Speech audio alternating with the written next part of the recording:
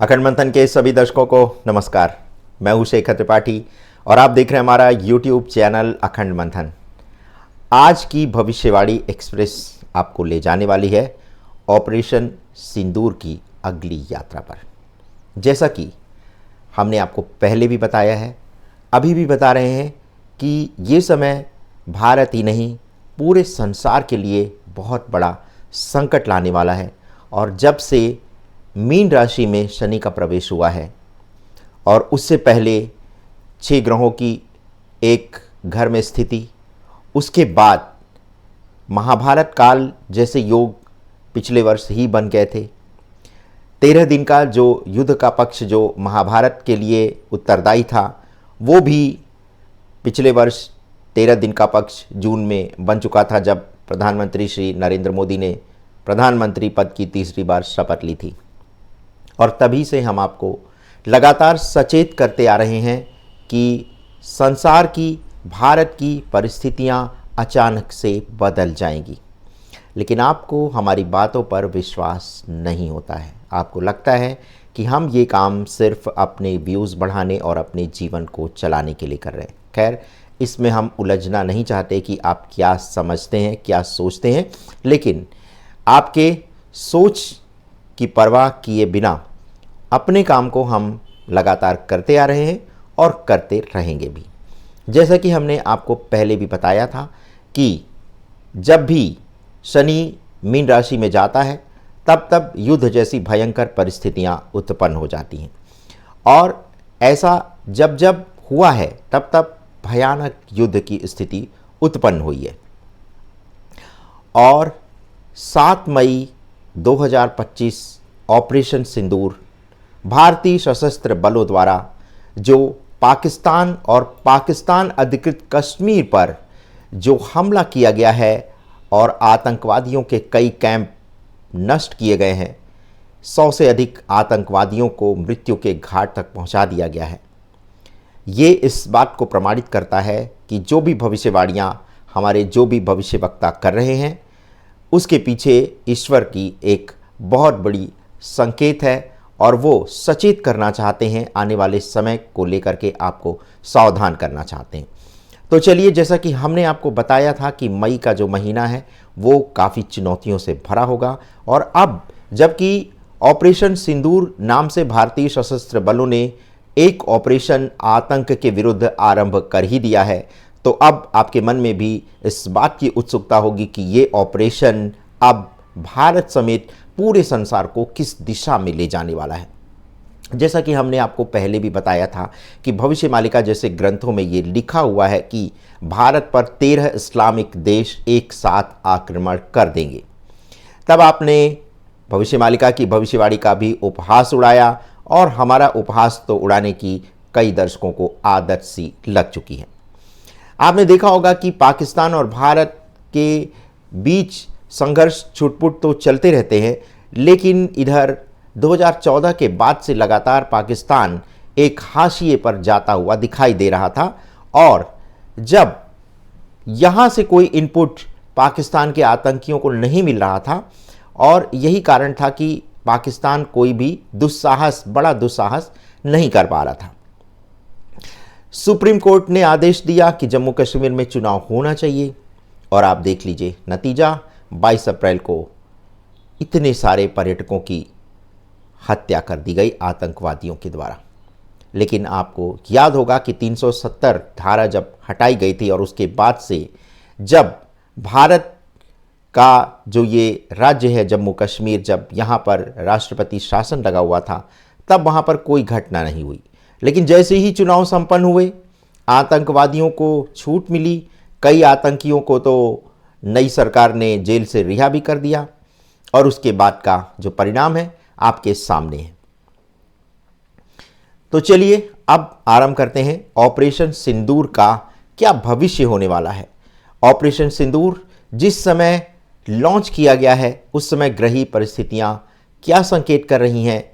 क्या ये युद्ध एक लंबे समय तक चलने वाला युद्ध बनने वाला है? जैसा कि आप जानते हैं कि इजराइल और हमास का युद्ध अभी तक किसी नतीजे पर नहीं पहुंचा, और उधर रूस और यूक्रेन का युद्ध भी किसी परिणाम तक नहीं पहुंच पाया है। ऐसे में अगर एशिया में भारत और पाकिस्तान उलझते हैं तो फिर चीन का स्वाभाविक रूप से इसमें भाग लेना बनता ही है, क्योंकि पाकिस्तान को वो अपना एक उपनिवेश मानता है और आने वाले समय में पाकिस्तान तो चीन के द्वारा अधिकृत कर ही लिया जाएगा, इसमें कोई संदेह नहीं है। तो इधर पाकिस्तान के साथ जो है आपका चीन आ जाएगा। तुर्की से पाकिस्तान ने मदद मांग ही ली है। अमेरिका भी अपनी दो तरफा चाल चलता रहता है और वो पाकिस्तान को एक सेफ जोन के रूप में अपने लिए प्रयोग करना चाहता है। इसीलिए अभी जब 22 अप्रैल को ये हमला हुआ था तो जब ट्रंप की जो प्रतिक्रिया आई वो प्रतिक्रिया ये आई कि भारत और पाकिस्तान दोनों ही उसके मित्र देश हैं। हम ये समझ नहीं आता है कि पाकिस्तान को अमेरिका अपना मित्र कैसे कहता है, जबकि उसी ने जो 26/11 का जो हमला हुआ था वो उसके द्वारा कराया गया था। 9/11 का हमला भी ओसामा बिन लादेन के द्वारा कराया गया और ओसामा बिन लादेन का जो पसंदीदा ठिकाना था वो पाकिस्तान था और पाकिस्तान से ही पूरे संसार भर में आतंकवादियों की भारी मात्रा में सप्लाई होती है और अमेरिका भी इसी आतंक का शिकार रहा है। इसके बावजूद अगर ट्रंप ये कहते हैं कि पाकिस्तान उसका दोस्त है तो आपको ये समझ जाना चाहिए कि भारत के प्रति ट्रंप के इरादे कितने खतरनाक हो सकते हैं। तो उधर अमेरिका भारत का साथ देने वाला नहीं है। इस्लामिक देशों में भी मतभेद हो सकते हैं। भारत कुल मिलाकर के अकेला है इस युद्ध में और बिल्कुल पांडवों की स्थिति दिखाई दे रही है कि जब एक तरफ पांडव और भगवान कृष्ण थे और दूसरी तरफ कौरवों की इतनी बड़ी सेना थी। तो इसके बाद भी भारत इस युद्ध में कितनी बड़ी चुनौती का सामना करने जा रहा है ये तो आपको आने वाले समय में पता चल ही जाएगा। लेकिन अभी एक दिन भी पूरा बीता नहीं है इस हमले को और भारत के जो स्लीपर सेल हैं वो एक्टिवेट होना शुरू हो गए हैं। बहुत ही जल्दी आपको ये देखने को मिलेगा कि भारत के स्लीपर सेल भारत के ही विरुद्ध आक्रामक बयानबाजी करने लगेंगे, सोशल मीडिया पर कैंपेन चलने लगेगा और कुल मिलाकर के भारत को दूसरी सर्जिकल स्ट्राइक जो है वो भारत के अंदर ही करनी पड़ सकती है। लेकिन इसके बाद अगर भारत ऐसा कुछ करता है तो टुकड़े टुकड़े गैंग जो है वो सुप्रीम कोर्ट पहुंच जाएगा और सुप्रीम कोर्ट तो रात के 2 बजे भी अभिव्यक्ति की आज़ादी के नाम पर इनको स्वतंत्र कर देगा बयानबाजी के लिए। तो कुल मिलाकर के आप देखें तो भारत एक निरीह स्थिति में है, जहां पर कोर्ट उसके साथ नहीं है, जहां पर भारत के लोग उसके साथ नहीं हैं, जहां पर भारत की राजनीतिक पार्टियां उसके साथ नहीं हैं। तो ऐसी स्थिति में भारत के जो सैनिक हैं, जो सैन्य क्षमता है, उसी को इतनी बड़ी लड़ाई लड़नी है। कुल मिलाकर के अगर देखा जाए तो द्वापर काल में जो महाभारत हुई थी उस महाभारत से भी बड़ी महाभारत और अधिक चुनौतीपूर्ण महाभारत हमें दिखाई दे रही है। तो ये था कुल मिलाकर के हमारा आपसे बस ये निवेदन था कि आप किसी भी बात पर बहुत जल्दी प्रतिक्रिया ना दिया करें, बहुत सोच समझ करके हम भी अपनी बात कहते हैं। आपसे भी हम यही अपेक्षा रखते हैं कि यदि आप देश के साथ हैं तो बहुत सोच समझ करके अपनी प्रतिक्रिया दें। तो चलिए अब हम आपको बताते हैं कि ऑपरेशन सिंदूर जो कि 7 मई 2025 को लॉन्च किया गया है रात्रि में, और वैसे तो कुछ जगह पर यह बताया जा रहा है कि इसका जो पहला जो हमला था भारत की तरफ से पीओके में किया गया है वो रात्रि 1:15 पे हुआ है, आरंभ हुआ है। लेकिन कहीं कहीं इसको जो है वो रात के 3:30 बजे का भी समय बताया जा रहा है। लेकिन हमने कई दृष्टिकोण से इस युद्ध की कुंडली को तैयार किया है। तो चलिए अब इस पर हम चर्चा करते हैं। और ऑपरेशन सिंदूर के दौरान 7 मई 2025 की रात्रि का जो समय रहा है, चंद्रमा सिंह राशि में उस समय था, नक्षत्र पूर्वा फाल्गुनी था। 7 मई 2025 को सुबह 6:17 तक पूर्वा फाल्गुनी नक्षत्र रहा, जिसके बाद उत्तरा फाल्गुनी नक्षत्र आरंभ हो गया। और इस ऑपरेशन सिंदूर को लाइव पीएम मोदी देख रहे थे। साथ में एनएसए अजित डोभाल भी ऑपरेशन सिंदूर के इस पूरी मुहिम में उनके साथ थे। तो चलिए अब हम आपको बताते हैं कि ऑपरेशन सिंदूर के समय पूर्वा फाल्गुनी नक्षत्र का जो प्रभाव था वो किस प्रकार था। तो ये बताया जा रहा है कि पूर्वा फाल्गुनी नक्षत्र का जो प्रभाव बहुत महत्वपूर्ण माना जाता है। ज्योतिष शास्त्र में पूर्वा फाल्गुनी नक्षत्र को सौंदर्य, प्रेम, रचनात्मकता और शक्ति का प्रतीक माना जाता है और ये नक्षत्र साहसिक और निर्णायक कार्यों के लिए शुभ माना जाता है, जो इस सैन्य अभियान की प्रकृति के अनुरूप है। वैसे पूर्वा फाल्गुनी नक्षत्र को शक्ति, समर्पण और विजय का भी प्रतीक माना जाता है। ज्योतिष ग्रंथों में पूर्वा फाल्गुनी नक्षत्र को भगवान शिव और मां दुर्गा की कृपा का प्रतीक भी माना जाता है। ये नक्षत्र शक्ति, सौंदर्य, साहस और धार्मिक कर्तव्यों का भी प्रतीक है। तो अगर इस नक्षत्र के संकेतों को देखा जाए तो ऐसा माना जाता है कि इस नक्षत्र के अंतर्गत जो भी कार्य आरंभ किए जाते हैं उसको दिव्य संरक्षण मिलता है और सफलता की संभावना अधिक रहती है। सिंदूर नाम जो है, सिंदूर जो है वो एक सैन्य अभियान का नाम नहीं है, बल्कि ये सनातन संस्कृति का भी प्रतीक है और इसे देवी भगवती का स्वरूप माना जाता है और ये मंगल, सौभाग्य और रक्षा का प्रतीक है। सिंदूर नारी शक्ति, भारत माता के सम्मान और धर्म की रक्षा के संकल्प का भी परिचायक है।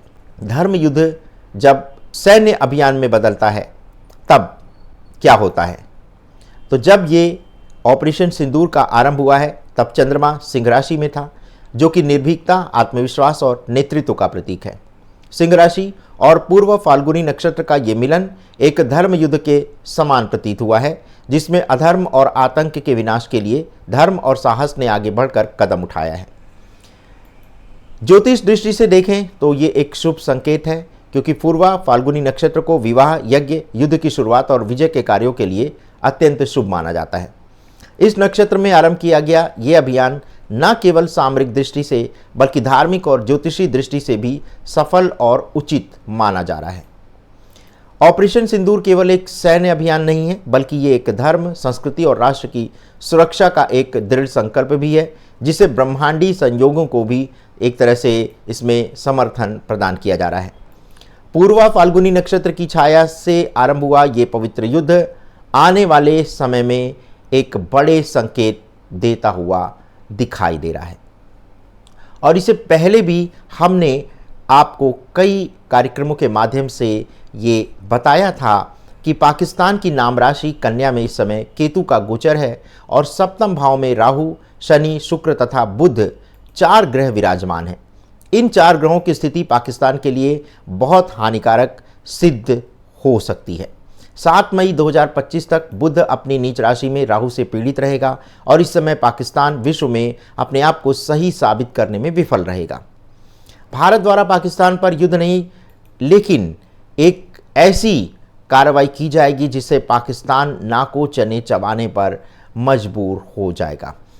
हम आपको ये बात इसलिए बता रहे हैं क्योंकि अभी ये जो युद्ध है ये सैन्य ठिकानों पर नहीं किया गया है, किसी भी नागरिक ठिकाने पर भारतीय सेना द्वारा हमला नहीं किया गया है।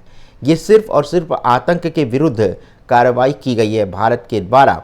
तो इसीलिए इसको ये अभी कहा जा सकता है कि ये युद्ध नहीं है भारत की तरफ से, बल्कि ये एक सैन्य कार्रवाई है और इसी के द्वारा भारत पहले प्रयास करेगा कि पाकिस्तान अपने आतंक के अड्डों को समाप्त करे।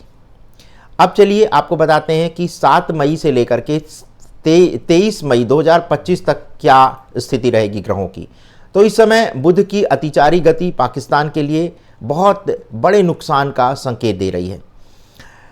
तो कुल मिलाकर के 23 मई तक का जो समय है वो पाकिस्तान पर भारतीय सेना द्वारा कोई और गुप्त कार्रवाई, कोई गुप्त ऑपरेशन भी किया जा सकता है, जिसका परिणाम आपको आने वाले समय में देखने को मिल सकता है। इसी के साथ साथ इस समय जो कार्रवाई अभी सैन्य कार्रवाई चल रही है, पाकिस्तान की तरफ से भी पलटवार किया गया है और पुंछ के नागरिक ठिकानों पर हमले किए गए हैं, जिसमें अभी की जो हमें जानकारी है उसमें 10 नागरिकों की मृत्यु हुई है और 50 से अधिक नागरिक घायल हुए हैं। तो उधर पाकिस्तान के विदेश मंत्री ने तुर्की के प्रधानमंत्री से संपर्क किया है और वहाँ पर उन्होंने ये अपील की है कि भारत से कहा जाए कि वो ऑपरेशन सिंदूर को रोक दे, क्योंकि कुल मिलाकर के अभी जो पाकिस्तान की जो माली हालत है वो भी बहुत अच्छी नहीं है। आर्थिक रूप से टूटा हुआ है पाकिस्तान। और जहाँ तक पाकिस्तान बार बार परमाणु हमले की धमकी दे रहा है, तो परमाणु बम से हमला करके पाकिस्तान अपने अंत का कारण स्वयं बन जाएगा, क्योंकि ये पाकिस्तान भी जानता है कि अगर उसने परमाणु बम से हमला करने की पहल कर ली तो उसके बाद पाकिस्तान का तो नामो निशान मिटना तय ही है। तो अगर ऐसा हताशा में कोई कदम पाकिस्तान के द्वारा उठाया जाता है, तब तो आप समझ लीजिए कि भविष्य मालिका की जो भविष्यवाणी है और जो बाबा वांगा की और तमाम ऐसे जो देश दुनिया के जो भविष्यवक्ता रहे हैं जिन्होंने कहा है कि अब जो है इस युग का अंत होने वाला है, तो वो समय अब हमें आता हुआ दिखाई दे रहा है। तो ऑपरेशन सिंदूर की आज की जो हमने युद्ध की कुंडली बनाई है, इसको हम अभी और भी विस्तार से इसका गहन अध्ययन कर रहे हैं और आपको पूरे समय समय पर अपनी लाइव बुलेटिन के माध्यम से आपको इसके बारे में पूरी जानकारी हम देते रहेंगे। और अभी इस पर हम और विस्तार से अध्ययन कर रहे हैं 7 मई 2025 की जो युद्ध की कुंडली बन रही है, इसके क्या परिणाम हो सकते हैं, भविष्य मालिका से इसका क्या संबंध हो सकता है, इस्लामिक देशों के आक्रमण करने की बात जो भविष्य मालिका में लिखी गई है, क्या ये वही समय है जबकि इस तरह की बात हो सकती है। तो इस पर हम अगले एपिसोड में आपको जानकारी देंगे। लेकिन अभी जो कुंडली हमारे पास है इस युद्ध की, जिसमें नक्षत्र के आधार पर हमने आपको बताया है कि ये जो है वो युद्ध जो भारत की जो सैन्य कार्रवाई है, अभी युद्ध हम इसे नहीं कहेंगे, अभी ये सैन्य कार्रवाई है, क्योंकि युद्ध तब शुरू होगा जबकि नागरिक ठिकानों पर भारत के द्वारा हमला आरंभ कर दिया जाएगा। तो ये जो सैन्य कार्रवाई है, ये जिस नक्षत्र में आरंभ हुई है वो बहुत शुभ नक्षत्र है भारत के लिए।